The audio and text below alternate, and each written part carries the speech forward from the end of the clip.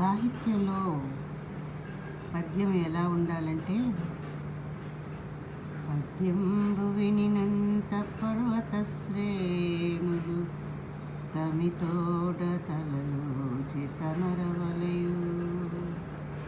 పద్యము వినినంత పరువెత్తు సభయేరు క్షణమాగి చెవియొక్కి చెలగవలయు. పద్యంబు వినినంత పారవస్యమున మోరెత్తి పశువైన మురియవలయు. పద్యం వినినంత పసిపాప ఏడ్పాపి పాలు త్రాగిన తృప్తి పడయవలయు. ఎండు మ్రోడు చిగిర్చి ఎదగవలయు. మండు వేసవి చల్లగా మారవలయు.